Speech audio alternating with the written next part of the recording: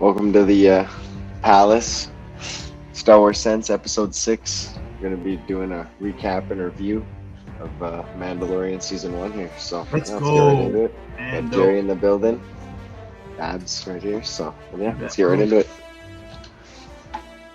So let's talk about Mando. What do you want to... Mando Season 1, available all on Disney+. Obviously, there's 2 seasons now, and Boba, which we'll get to later. But I'm going to just pull up our Q screen here to just look at the episodes. What do we have? Season 1 was awesome, right? That's how we got the introduction to Mando, who's a Mandalorian, who we didn't know about that existed, right, until this show, right? It was created by Jon Favreau. You know, he got the green light from Kathleen Kennedy from Lucasfilm to pretty much take the reins and create his own new story in the cinematic universe for Star Wars, alongside his Padawan, Dave Filoni, who's got the lore from, and he's been, he was, blessed by George Lucas himself to pretty much, carry the saber, so to speak, right? So over here we got, what do we got? 1, 2, 3, what do we have? 6, 8 episodes. Babs, Talk about Mando, like as a Mandalorian, how he, where was he during the, obviously we know more later, but where he was during the prequels, and when, and the state of Mandalore, and then what happened here for Season 1, man. What are your thoughts? Well, we see him get saved as like a foundling, right, in the flashbacks and stuff. And I guess he would be around the age of 35 to 40, I would say. So little bit actually younger than Grogu, believe it or not, which is kind of crazy. But so he wouldn't have been born until after the Jedi Purge, and then we see him in Episode 1. He already has his Beskar helmet, but I think that's all he has for Beskar right when he's introed. Yeah, Episode 1, he gets his first couple bounties. We see him there, and then he gets the no puck assignment for Grogu, which is a big deal, right? Obviously, and then he finds a child along with the assassin droid IG, and then we see a couple other people try to kill Grogu, and he's too powerful, right? They just can't with blasters or anything like that. So I'm a big fan of the IG-8s, IG-88. I mean, that's some fun stuff. And then have an awesome epic battle towards the end. Definitely, if you haven't seen it, I don't know what you're doing, but go catch it. I know some of the Palace homies still need to watch it. But Grogu obviously is introduced as another, species in the same as Yoda. What's the species? And tell us a little bit about, Yoda and Yaddle and, his beings and stuff. So we actually don't know what the name of their species is still. Like the name is still, we don't know. But there's only ever been 5 introduced in canon, a couple in comics. You mentioned Yoda, Yaddle, and then now Grogu, all 3 of them in canon. So extremely rare. All of them are very powerful in the Force from a young age. And Grogu's 50, and he has had 12 masters, they said, right? So it's crazy. And then, Episode 2, they kind of show a little bit of his power, I think, with the Beast when Grogu saves Mando from that creature or whatever he was. Mudhorn, I think it is, right? That's it. It was Mudhorn. Yeah. Mm-hmm. Is the Mudhorn where it's on the crest of the? Yeah, I think that's his signet. Yeah. Yeah, that's it. Okay. So shout out. So Mando's played by Pedro Pascal. Awesome. I mean, he doesn't. I mean, later on, obviously, if you've seen the show, he does reveal his face and takes off his helmet. I'll let Babs talk about the significance of why Mando's, and we have talked about it before, if you've followed our Star Wars Sense episodes, why Mandalorian, at least a certain kind of Mandalorian, never exposes his face, right? But we know he's played by Pedro Pascal, awesome actor. You can watch him in Narcos. You can watch him in the Game of Thrones. Follow him. But anyhow, he continues his story, right, with him going through different journeys on his Razor Crest, right? They're going through the galaxy. He's fighting, and then he develops a bond, right? Mandalorian develops a bond, and his name is what? Din Djarin. What is it again?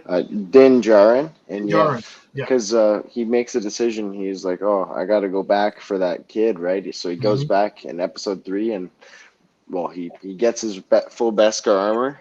Yeah. And then he essentially goes back and rescues Grogu, has a battle there, and then gets saved by some other Mandalorians. And then, in episode 4, we see the significance of that, of him keeping his helmet on because he's in that village, right? And then that it kind of comes down to like that one lady asks him and stuff like why he can't take it off, and he says Exactly.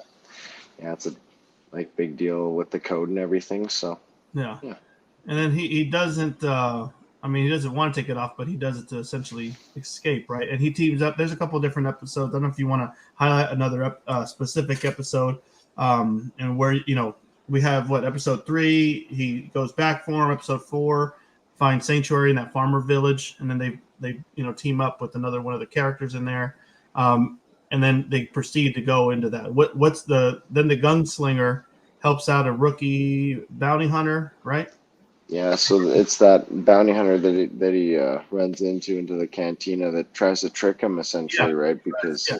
he says like he's somewhat experienced at first, and then he kind of comes clean that would be his ticket into the guild, and Yeah. that's our introduction into Fennec Shen as well, Yep. which Yep. is That's what I was gonna say. very, Yep. very skilled assassin, and they are Mhm. lucky that they escaped with their lives there because, she gets her shots pretty close, right? And they have to Yeah. shoot the flares, and then we see the connection and the tie to Boba Fett right there. So, Yeah, Boba Fett at the end of that episode, you so see him in the shot in the silhouette, and you're like, "Oh crap, he's here!" Right? So we move on from Fennec Shan, who's obviously carries on some of this episodes, and later into the Boba Fett, right? Then they go into the prisoner episode 6, where they do the heist essentially with some of these, misfit type, Star Wars galaxy kind of vigilante type guys, yeah, and we they see also, a couple. Sorry, yeah, you want to talk about it? No, go ahead. yeah, we see a couple Twi'leks, and then I can't remember what his species is. He's maybe it's like a devil something. It's like Devonian something. It's like a devil species essentially, right? That big strong guy. And we see a couple other of his species throughout This one here? Rebels, and no, that's a Twi'lek. That's a That's yeah. her, and And the there's the brother. guy. The other photo That's is who that. they're rescuing, yeah. And then I'm talking about the red guy, and then Bill Burr Oh gets his yeah, he's introduction. Yeah, actually played by I think Clancy Brown plays him. Yeah, I remember who but you're yeah, talking it's a pretty decent episode. And then episode 7 get introduced to Gideon, right? Moff Gideon. So about. Oh yeah, talk about is it in 7 where we get Moff Gideon? Moff yeah, Gideon. I mean, he's played. Let's go back into here. I'll pull it up. But he's played. People know him as Gus Fring. What's his actor name? Oh shoot, I'm losing it.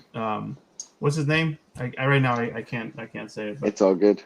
I know who he. Anyways, so you guys know him as Gus Fring, and he also in Breaking Bad, but then he's also in Better Call Saul. Yep. The last final season just shot, which he's also part of, and he's also runs concurrently. He's on The Boys show on Amazon Prime as another villain. So he's running 3 multiverse villains currently at the same time. He's crazy, and he just did a video game. I think he did Far Cry. He was a bad guy in there, so he's the busiest, one of the busiest man. But he's empowering. So what can you tell us about Moff Gideon? Is he in the comics? Is he in the lore? What type of Sith, or not Sith, but what type of character is he in the for the Empire?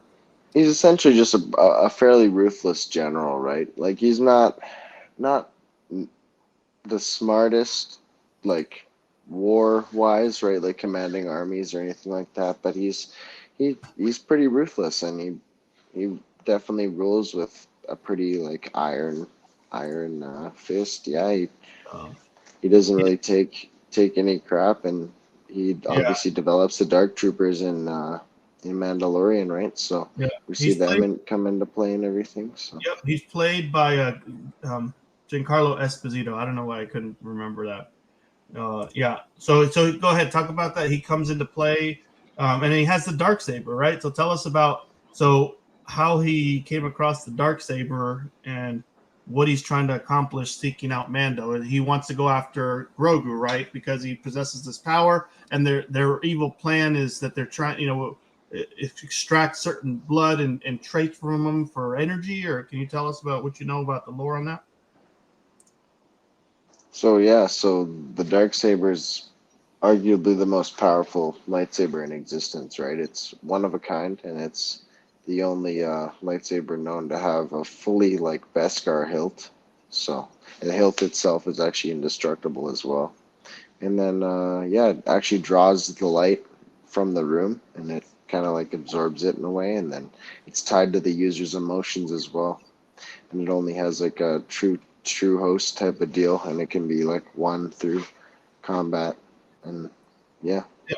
Well, they run So through combat. Now, is he so a? he gets it Go after ahead. like Maul would have it, right?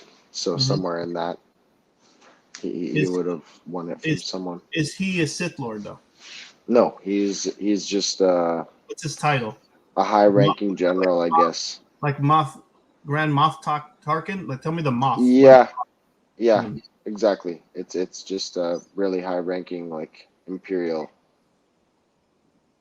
general, Okay. I guess, So rank. he's got the light dark saber. And then and we'll continue with the episode. Right in the episode, um, he tells Mando, "I'll give you the dark saber. You give me Grogu." Right. He essentially says that he'll trade, but he obviously doesn't want to, and he kind of escapes after that. Right. And then Mm, they lead into the redemption, which is the final episode where they pretty much get cornered by Moff Gideon and his army of dark troopers and stormtroopers, right? Like that right here, this scene up here from the movie, from this episode with the different, um, TIE fighters that come in and, with their sound. And this is when he, comes out essentially trying to gun down Mando and his his fellow mates that he's with. mm-hmm.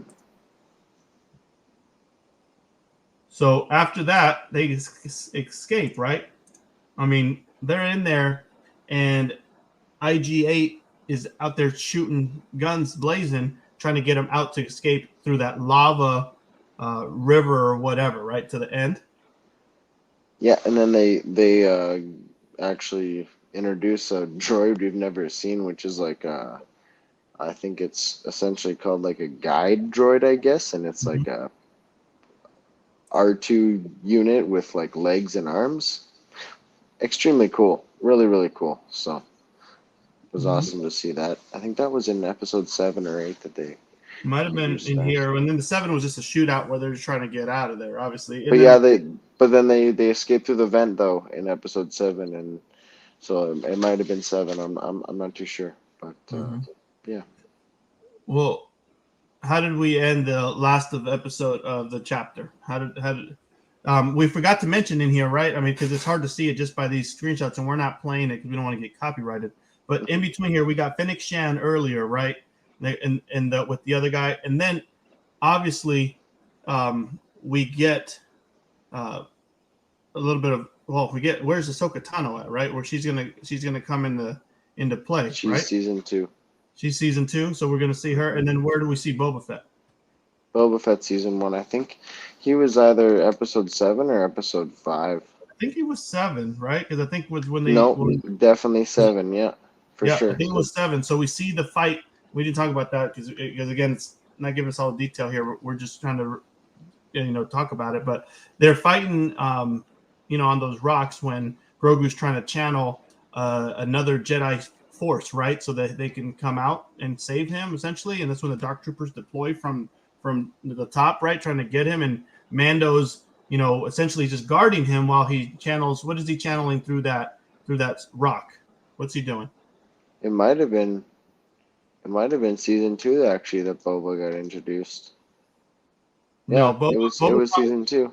Hmm. Boba popped out here, didn't he? And then he I don't came think out. so. No, you think it was season 2? I think it's season 2.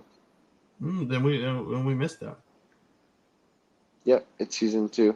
Okay, all right then. All right, we'll cut that out then. Oh, it's all good. It is what it is, right? Yeah, We're and just that's it. reviewing it. We'll talk about that on the We're next gonna one. So, talk about it then exactly. yeah, So so we had it down. Then it's been a minute since we caught it, but we wanted to recap on our thoughts on it. So let's recap yeah. the. I mean, it was our first introduction to Mando. Awesome, addition to the Star Wars lore. He's Mhm. now, got a second season, and third season's being shot as we speak. So, um, overall thoughts to me, I enjoyed it. I give it a 9 out of 10. I remember, replaying some of the last final sequences with Moff Gideon was out there, fighting. But some of the other fun ones was the prisoner ones, right? We had a Bill Burr's character who played Mayfield, who was a fun little shooter up there. That was cool. But yeah, it was a good intro, and then I think it builds and gets stronger after that. So I recommend check it out. Babs, what are your thoughts on season 1 for Mando? I give season one a 9 out of 10 for sure, easily. It's close to a 9.5. We get introduced to again another little guy, a little species like Yoda. So it's cool to see that, and his abilities are obviously very, very high with the Force. So yeah, it's awesome. It's a really good entry point too for anyone new to Star Wars. It's really cool to watch Mandalorian. So check it out. Yeah. Well, thanks for joining us, everyone. Thanks for joining. That's our review for Mando season 1. We'll do a season 2. We'll catch you on the next one. Thanks, guys. Peace out.